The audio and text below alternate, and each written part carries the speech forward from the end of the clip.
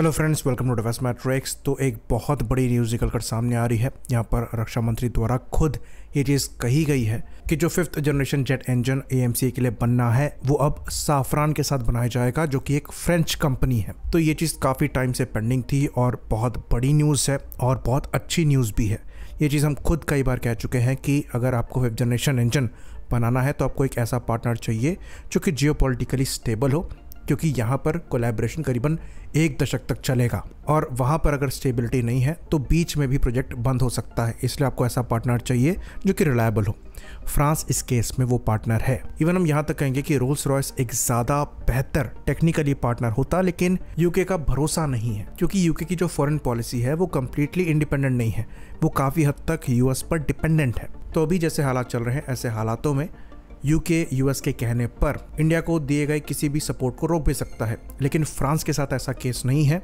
इनकी foreign policy पूरी independent है। यहाँ तक कि फ्रांस रशिया तक से कोलैबोरेशन करता है, वो भी अपने टर्म्स में। बाकी इंडो फ्रेंच रिलेशन की बात करें तो पास्ट भी हमारा काफ़ी अच्छा रहा है।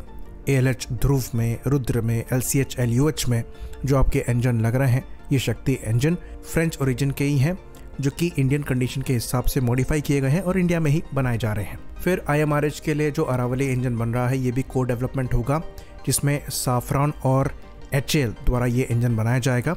सफल यहाँ पर JV है जिनके द्वारा ये इंजन मैन्युफैक्चर किए जाएंगे। सिमिलरली जो जेट इंजन बनना है ये भी साफरान और DRDO के कोलैबोरेशन में बनेगा। तो ये कोलैबोरेटिव एफर्ट होगा, जॉइंट IP होगी और इंडिया पर कोई भी एक्सपोर्ट रिस्ट्रिक्शन नहीं होगी।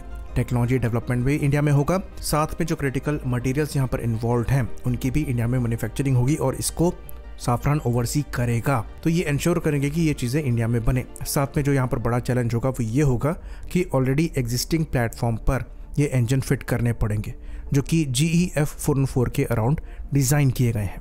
तो AMCA शुरुआत में GE F414 इंजन को यूज़ करेगा और मोस्ट लाइकली इनिशियल बैच के प्लेटफॉर्म में ये इंजन लगे भी। तो जो इंडिजिनस इंजन डेवलप होगा कोलैबोरेशन में वो भी इन प्लेटफॉर्म में फिट होगा, वो भी GE F414 इंजन से बेहतर परफॉर्मेंस को देते हुए। ये चैलेंज है, लेकिन साफरान ने ये चीज़ ऑफर करी है। तो क्योंकि ये इंजन F414 की जगह पर फिट होने में सक्षम होंगे तो इसलिए ये तेजस मार्क 2 में भी लग पाएंगे। तो वो प्रोग्राम भी सिक्योर हो रहा है। इसलिए हम बार बार कहते रहते हैं कि हमें कावेरी इंजन पर काम बंद नहीं करना चाहिए, क्योंकि आमका के लिए और तेजस मार्क 2 के लिए इंजन आपका सिक्योर हो जाएगा, जो कि आप फ्यूचर में डेवलप करने वाले हैं। लेकिन तेजस के केस में आपको अमेरिकन F404 पर ही डिपेंडेंट रहना पड़ेगा।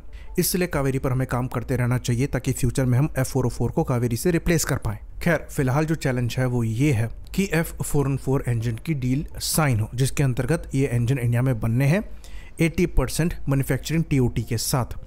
अभी अमेरिका की साइड से ऐसे इंडिकेशन आ रहे हैं कि वो इस प्रोग्राम में कुछ उंगली कर सकते हैं, और अगर ऐसा होता है, अमेरिका डिसएग्री करता है इन इंजन्स को इंडिया में मैन्युफैक्चर करने के लिए, तो हमें ऑफ द शेल्फ इंजन उठा लेने चाहिए अगर उसके लिए अमेरिका एग्री करता है, क्योंकि फ्यूचर में हमको इसके रिप्लेसमेंट मिलने ही वाले हैं। अमेरिका पर हम वैसे भी डिपेंडेंट नहीं रहेंगे। वर्स्ट केस सिनेरियो, अगर F414 डील के लिए ही अमेरिका मना कर देता है तो हमें ऐसा लगता है कि फ्रांस से हमें इसके बारे में भी बात करनी चाहिए और M88 के डिफरेंट वर्जन को लेकर हमें डिस्कशन स्टार्ट कर देना चाहिए, जो कि तेजस मार्क 2 में लग पाए।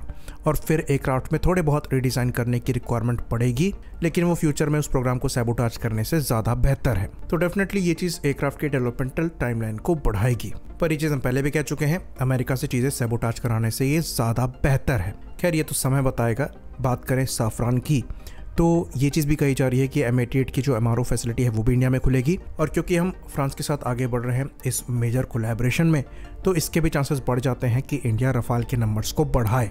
इसके कुछ इंडिकेशन भी मिल रहे हैं, जहां पर 100 के अप्रॉक्स रफाल को लेने की बात चल रही है गवर्नमेंट टू गवर्नमेंट डील के अंतर्गत, जहां पर इन एयरक्राफ्ट को इंडिया में मैन्युफैक्चर करने को लेकर भी बात करी जाएगी। तो माहौल बनता दिखाई दे रहा है रफाल के इंडिया में मैन्युफैक्चर होने का। इनके फ्यूसलाज वैसे भी अब इंडिया में बनना स्टार्ट होंगे, इंडियन वेपन स्पिन में लगना चालू होंगे। MRO फैसिलिटी इनको लेकर खोली जा चुकी है, अब इंजन को लेकर भी यहाँ काम होने वाला है।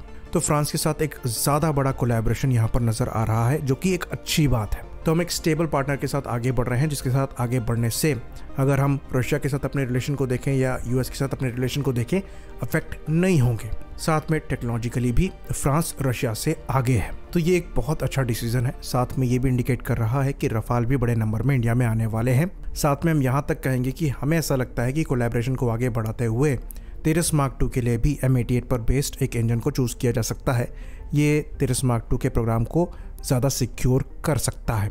आई होप इन्फॉर्मेशन यहाँ पर क्लियर रही हो। इसी बात पर इस वीडियो को हम ख़त्म करेंगे। लाइक करिए, सब्सक्राइब करिए। जय हिंद।